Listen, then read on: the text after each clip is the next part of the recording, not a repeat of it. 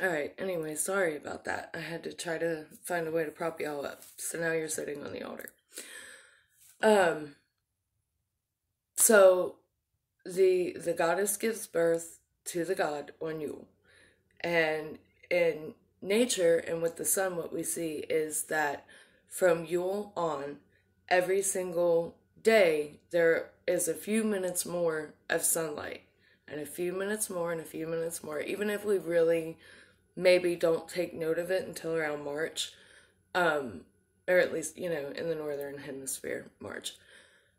And then, that culminates on the spring equinox when there is 12 hours of light and 12 hours of darkness. And then from then on, of course, the sun, there's more and more and more until we get to summer solstice when it's like 9:30 at night before the sun's setting. So, like I said, the story is that the goddess gives birth to the god. So the nativity scene, or at least the Mary and the baby Jesus, worked for both of us because both of our religions have stories about a mother deity type figure giving birth to a god like figure. Of course, with the exception of Catholics, maybe, because I kind of feel like Catholics worship Mary, and I love them for that. Most Christian sects, not sex, don't really worship Mary as a goddess, and Jesus is the Son of God, not God himself. But, I'm sorry, I did not think to turn that light off before starting this and putting y'all at this angle. I apologize. I swear to God, one of my things, and I'm going to start this year, at the start of the new year, is I'm going to try to do better with my videos. And I swear, I am. I don't know. It takes a lot for me to even be able to sit down and record a video because there's always something for me to do, which I'm sure most stay-at-home moms or moms, period, understand that, But I am going to try. River's getting older now. She's going to be 5. If the coronavirus, fucks off somewhere, she'll be starting school in the fall, next fall. And so who knows? I might actually have time to do things that don't revolve around motherhood for a couple hours a day. My lord. Okay, So, there are many, many things that Christian Christmas and Yule have in common. This is because once upon a time, a lot of the, in fact, a lot of the, oh my God, I'm sorry, y'all. I have migraine brain tonight. A lot of the polytheistic religions around the world had some sort of celebration around this time of the year. And this has gone back thousands upon thousands of years, at least 12,000, but there are some who suspect it goes back a lot farther than that. I personally think that, if you think about cavemen and women, that probably, I'm sure they would have noticed that there was less and less light as it got colder. And I could totally see them having some type of ceremony to commemorate that. Now, the overwhelming belief is that these celebrations were meant to lure the sun back to Earth. I don't believe that. I believe that our ancestors knew a hell of a lot more about how the universe functioned than we give them credit for. I believe that you can see that in the way pyramids are built and the way that Stonehenge is with the solstices. And there are tombs, the ones that are under, they're in a hill type situation in Scotland and in Ireland that either the winter solstice sunrise will light up the chamber, or the summer solstice sunlight will light up the chamber. I think our ancestors knew what was up. I think it was a symbolic celebration, not a we must lure the sun back to earth type of situation. But that's in my opinion, allegedly. Santa Claus is one of those things that Santa, as we know him, is a combination of many different figures that were prominent around this time of year, around all of Europe, and they have pagan origins. The Christmas tree originally started out as pagans back in the day decorating, I assume the night before the solstice, decorating pine trees that were outside.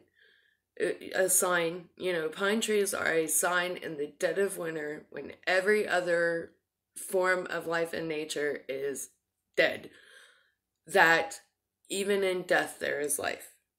Even in darkness there is light. Like, they are a sign of hope, of life, of rebirth. They were super important at this time of year.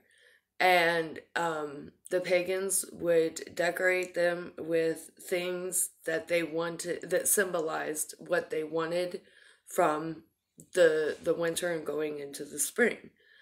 That was how it began, and then they started bringing the trees in, and then the tree at Yule would be shaved down and would become the maypole on Beltane. So yeah, and then of course there's the Yule log, which it's not as popular as the Christmas tree by any means here in America, but it is a traditional pagan thing that has survived the thousands of years of us being murdered and, all that stuff. Let's see. Covered Santa, the tree, wreaths. Wreaths are, of course, circular and look like a wheel, and they were meant to symbolize the wheel of the year, the turning of that wheel. And like for the Celts, the new year was on Samhain, but for most other traditions that were polytheists, the new year was around the time that we celebrate it today. So they thought of it as basically the goddess starting the wheel over again. And that's what the wreath symbolized. I'm trying to make sure I don't forget anything. Hard to do. There is a song, speaking of Santa, called Santa Claus is Pagan Too. It is funny. It is accurate. I am going to put the link in the description below. Regardless of your religion, I am telling y'all, if you are in a bad mood, that song cheers me the hell up. I found it like a decade ago here on YouTube, and it has been my favorite Yule song ever since then because it's wonderful. Most Yule songs, honestly, are just a rewriting of Christmas songs, but this one is not that at all, and it talks about how Santa is pagan, but how, it doesn't matter. Let's all live in peace, love, and harmony, basically. It's a fun song. The very existence of Christmas, when it is based on Yule. We know from what biblical historians and theologians and people of that nature have told us that most likely Jesus was born around July. He's not a Capricorn. Sorry, y'all. He was probably more like a Cancer, so he was probably in his feelings a lot, and that's okay. We love Cancers. Um, I'm just saying. But what I assume happened was they tried everything, and there were certain aspects of the pagans' original belief system that the early church just could not get them to give up. So what they did was they incorporated these things into a religious celebration based upon their mythos. And that way they figured the people would accept it more, and it must have worked. Now, the upside to this is that these things survived all these years, despite the burnings and the hangings and the hiding and, all of that. They survived. And most likely, had the early Christians not taken Yule and everything associated with Yule and revamped it as their own thing, these things might not have survived. So that's the upside. The downside is that we have people who, you start talking about how, even just looking at mainstream religions, you have Hanukkah this time of year, Christmas, Kwanzaa.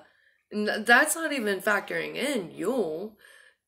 But yet there are people who will look at you and say, oh, no, you're not allowed to talk about what you celebrate because Jesus is the reason for the season. Yes, for you, he is. And I respect that. I love that for you. I believe in respecting and honoring everybody's beliefs. You will never ever see me come at someone for their belief system. Whether I understand it or not is irrelevant. And I gotta say, there are a lot of people who say that pagans do strange things, but could you imagine explaining the whole concept of Jesus's resurrection to someone who had never heard of Christianity before? I'm just saying, I think every religion does some weird shit. And we just gotta respect and, try to understand each other's differences. That's all. But yeah. So, if I'm out in public and somebody wishes me a Merry Christmas, I love that. For one, I do celebrate Christmas because I've always been outnumbered. I've always been the only pagan surviving in my family. And, well, I think I'm the only pagan, period. There were witches back in the day in my family, but I think I'm the only one who worshiped multiple gods and all that good stuff. Zeus, buddy, you are gonna have to wait. Sorry, unless you're trying to get in that chair, you probably are. Oh, Lord. Are you trying to get in the chair? There you go, buddy. Well, you're gonna have to wait a minute. This dog goes out more than any dog his age I've ever seen in my entire life. Oh, no, he was just trying to get in the chair. Oh, yeah, do y'all like my Santa Claus sweater? Can you see it? It's got Santa and the cardinal, Ohio State bird, right there. And the little beads that are supposed to be snow and a tree. And for those of you who are looking at this right now going, Kier, that looks like a grandma's sweater. Let me reply to you. As a matter of fact, it was my grandma's sweater. 33 years old, and I love wearing my grandma's clothes. Hey, she had better style than me, honestly, most of the time. Anyway, where was I? Sorry, I got sidetracked with the damn dog. But yeah, I've always been outnumbered in my family in terms of religion. And no one when I was a kid, I was the super Christian one. I was the one who went to church twice on Sunday, once on Wednesday. I was Pentecostal. I think I've talked about that before. No, not the snake handling kind, just the little church out in the country full of people from Kentucky, Southern Ohio, and West Virginia who loved playing their bluegrass gospel and I loved hearing it. I still do. So my family was not pagan in any way, shape, or form. And Christmas, like I said, yes, Jesus was implied in it all, but they were not the type of people that you had to go to church on Christmas or any of that. So it was always more of a family celebration than it was a religious celebration. So even though I've been a witch for 22 years now, I have always celebrated Christmas. Um, and then, like I said, when you get to incorporate the things that we have in common, which is most of it, that's very helpful in a blended household, if you will, religiously blended, because then everybody's represented. But if somebody wishes me a Merry Christmas, that warms my heart, man. As long as somebody is wishing me something with like pleasant intentions, if you will, or kindness, I don't really care about the words themselves. Do I go around wishing people a blessed Yule? No, I don't. Because I know I'm outnumbered for now. I'm outnumbered for now in this society, and that's okay. Normally I will say happy holidays. But if you get offended by happy holidays, one, ask yourself why. Like, why would you get offended by anything that is said to you with good intentions and with kindness? And two, you ain't the only holiday happening right now. I feel like with all of the different celebrations and the different cultures that go on in the month of December, if no one bickered about who's right, who's wrong, who took this, who's got that, and we all just got along, respected one another's beliefs, and somehow like pulled all of that positive energy in as a world, a society, we could really do some hella great shit with that. But yeah. And I absolutely love that you guys had so many questions concerning this topic. That still boggles my mind that, y'all are not judgy about that, even though a lot of you are not pagan, most of you. And I love that. And anytime you ever have questions about anything, don't ever hesitate to ask. Because I love answering your questions on my religion. Mainly because, as I said, the more we understand about why people do what they do in their culture, their religion, the more you accept one another. And the less chance there is for unnecessary hatred or bitterness or any of that shit. We don't want none of that, do we? No, we don't. I'm trying to make sure I got everything. I'm sorry, y'all. Let's see, we got the wreath. We got the... Oh, and for anyone who's curious, it is on the 21st this year, I believe. Last year it was on the 22nd. It was the day Grandma died, actually. She died late that night, almost around midnight, but not quite. So it was still my solstice. Technically, the winter solstice occurs as soon as the sun goes into Capricorn. And this year, that will happen on December 21st at 5:02 a.m. And it is going to be a first quarter moon, which is good that you're having a winter solstice during a waxing moon. That's good times right there. I'm trying to think. So basically, at this time of year, your goals should be like, hopefully you already let go of the things that no longer served you in the fall.